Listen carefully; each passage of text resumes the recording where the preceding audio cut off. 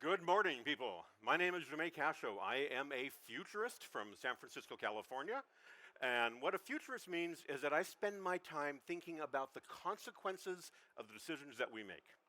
I spend my time thinking about what happens if, what happens when. I don't make predictions. My job isn't to tell you what will happen.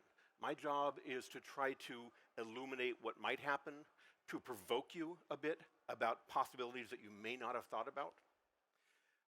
There's so much happening in the world that we could talk about. 20 minutes is like a tenth of the time that I really need. So you have to forgive my kind of truncated version of this. I could talk about biotechnology. I could talk about what's happening in the world of energy. But what I'm going to talk about today for the next 20 minutes, I like to think of as asteroids. Think of as these big, massive changes that are coming to our world, to our societies, that are going to be transformative and are going to make our lives very, very different. Come on. There we go. Asteroids are interesting, big, scary. We know where most of them are, the real world asteroids. We know where most of them are. We're keeping a good track of them. Occasionally we get surprised. And the same thing with these asteroids, these metaphorical asteroids I'm talking about today. We recognize a lot of them. Some of them are going to be really surprising with how they affect us. The first is climate. Regardless of what you are doing, whether you are media, whether you are industry, whether you're government, whatever you are doing, climate is going to affect what you do and how you live going forward. There is no escape from it. Climate change is real, it's dangerous, and it's getting worse much faster than we thought. We're seeing storms, we're seeing drought, and where I'm from in California, we saw massive wildfires this past summer. Wildfires where I live about 200 kilometers away from where the fires were centered. I still had to wear a face mask to be able to go outside and breathe and be healthy. But we're also going to be seeing refugees. If you think that the issues around refugees in the world are difficult today, they're going to be far more damaging, far more politically disruptive in the decades to come. And we will see war because of climate. Now, for those of you who are in the media, who are who are going to be writing about and speaking about these issues, this slide is probably the most important one for you to look at. This is showing what scientists call hysteresis, but is better just to call lag. The time between action and consequence. Turns out there's about 40 to 50 years, because of the complexities of the ocean atmosphere system and how the planet works, about 40 to 50 years of lag between what we do, putting carbon into the atmosphere, and the results. What that means is the warming we're experiencing today is actually from carbon we put into the atmosphere up until the 1980s. What that also means, and here's the politically difficult and absolutely critical point, it means that whatever we do to push back against climate change, whatever we do to reduce carbon globally, we won't see the results of that. We won't see the benefits for a generation. So think of that not in terms of the environment, although that's important, but in terms of the politics. How do you convince people to change their lives if you know they're not going to see any improvement for a generation? That is going to be one of the big issues, one of the big asteroids we're facing. Brittle systems, the institutions and rules that we come up with to govern these kinds of problems, to respond to these kinds of problems. This is an image of one of the ways to essentially 3D fabricate a firearm. There are ways to use a $500 3D printer to print out a gun. When these designs came out last year, 2 years ago, every single gun control law in the world became obsolete. These are the changes we're facing because the rules that we have made in the 20th century and before increasingly no longer apply. Whether we're talking about privacy, whether we're talking about racism and tribalism. This is a picture that I took in Switzerland, of all places, a few years ago. A political party trying to push out the black sheep. The institutions, the governing institutions, the rules that we have made about how the world works, these are no longer working well for us.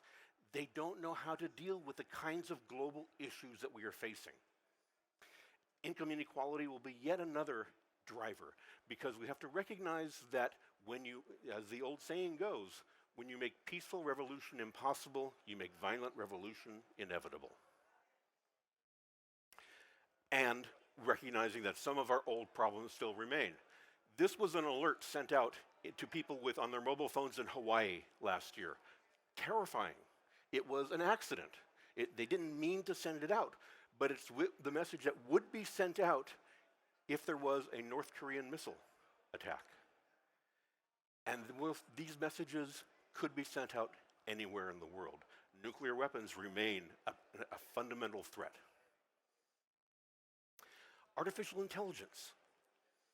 That, by the way, that was can I go back? Yeah.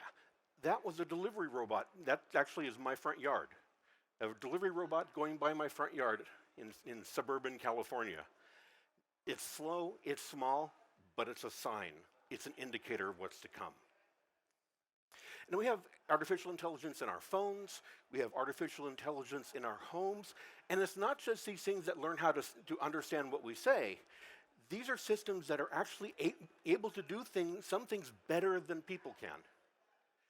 Google has developed AI that's able to diagnose breast cancer better than any human doctor. We're seeing that across a spectrum of medical issues, where AI able to develop ways to do things better than we can. And here's the really important factor: we don't know how. As artificial intelligence, neural networks and like become more complex, they get harder and harder for us with our human brains to understand how they come up with their answers. And as we go forward, as these become more powerful, as these become more useful, we're going to be facing plenty of situations where we are relying on artificial intelligence to do things, and we don't know why. And that's going to be in our cars. I mean, already, if you have a Tesla, and there are lots of Teslas around here, I've noticed, you have an artificial intelligence in your car. In fact, as we go forward over the next couple of decades, there will be a race between cars and phones as to which is going to be the most important, most powerful artificial intelligence in your life. And cars will make decisions, and you won't always know why it decided to change lanes just then, or to slow down, or to speed up. Because it's dealing with gigabytes of data. It's dealing with neural networks and sharing data and learning across all of the network of cars, and it's not sharing it with you. These asteroids are going to be really disruptive. But the last one here I'm going to go into is probably the most critical for media and one of the most difficult to wrestle with. Manipulation of reality. So this is a nice gentleman here. The boundary between reality and deception has become dangerously thin. Increasingly, our tools allow us to create falsehoods that are indistinguishable from reality. I know this for certain because the person shown here is not real. His face is entirely computer generated, randomly, from a neural network system. In fact, it was generated over the course of, it took less than 1 second to generate a face like that. There's a website you can go to yourself. It's called thispersondoesnotexist.com. Thispersondoesnotexist.com, and it will generate, every time you hit refresh, it'll give you a new face. About 2/3 of the faces that it comes up with today are very believable, like the ones I'm showing you here. Most of the rest have some little weirdness that just, you may not recognize at first why it looks strange, but it looks strange. It turns out it's like maybe it has different earrings on each ear, or the eyes are slightly off center. But we're doing this right now with still images. Soon we'll be able to do this with video, making a video of a person indistinguishable from reality. There's something called deepfakes that Daniel Funk from the Poynter Institute will be talking about tomorrow, so I don't want to step on him too much.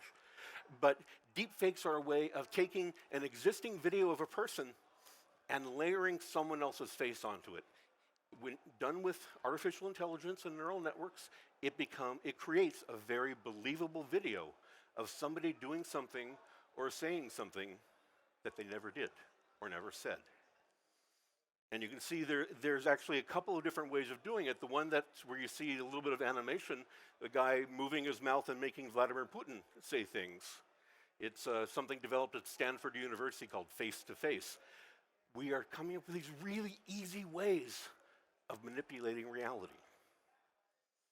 And there are all of the ways that we're manipulating reality through our social networks, whether we're sending out tweets or whether we're using Facebook, or whether we're using Reddit and people are buying votes on Reddit, a big social network where things are brought up to the front page through votes by millions of people. You can buy votes to get stuff bubbled up to the front page to get more attention. Or maybe it's this kind of guerrilla, this kind of personal deception where people lie to Facebook, give the wrong birthday, give the wrong middle name so that they pollute the data about themselves. And Facebook is easy to manipulate. I put up a picture that was from when I was much younger, and I actually I changed the date so it was the correct date of when I took that picture. And a couple years ago, Facebook told me they wanted to show me a picture that I posted 25 years ago. Facebook wasn't around 25 years ago. There's no way I could have posted that. These systems are easy to manipulate. This is beyond propaganda. This isn't just making stuff up. This is a manipulation of how we perceive reality. Politically, the goal isn't to make a citizen believe something that's not true. Not trying to make you believe an untruth. It's trying to make you disbelieve truth. The idea isn't to try to make you believe a lie. It's try to make you doubt what's real, to doubt what's true. And these tools for creating new realities are becoming more powerful really quickly, really swiftly, to a point where a teenager with a next generation phone will be able to do things that would astound governments of 10 years ago. What do we do about it? Well, one of the most important tools we have is our mobile phones. Somebody's mobile phone right there. Because they allow us to capture images. And when you have multiple people in one space, everyone here in this room with their own different cameras, own different phones taking pictures, you get multiple perspectives, and it's very hard to manipulate reality when you have a diversity of perspectives on the event or on what's being said. In the United States, it's become very common for whenever there's any kind of police activity that there will be people there with their phones recording. Not because they think the police are going to do something bad, but because there's a possibility. Or what we've seen happen, unfortunately, is the police will claim that the criminal or the person who's been accused of a crime has done something bad. But now we have the proof that no, this is actually what happened. We have multiple people standing around taking different video. This is something that happened in California a few years ago at the University of California in Davis. It's basically a small town. People were protesting, students were protesting, and the university sent out police officers to go and use tear gas, pepper spray, on the line of kids. And knowing that in the past, when these kinds of things happened, the administration would kind of claim that no, it wasn't really that bad, you had dozens of people out there with their cameras from different perspectives. And this is a video you can find on YouTube where somebody took 4 of the different perspectives on what happened, synchronized them, lined them up so you can see from 4 different perspectives, 4 different points of view as to what happens when that cop walked up and started spraying pepper spray in the faces of teenagers.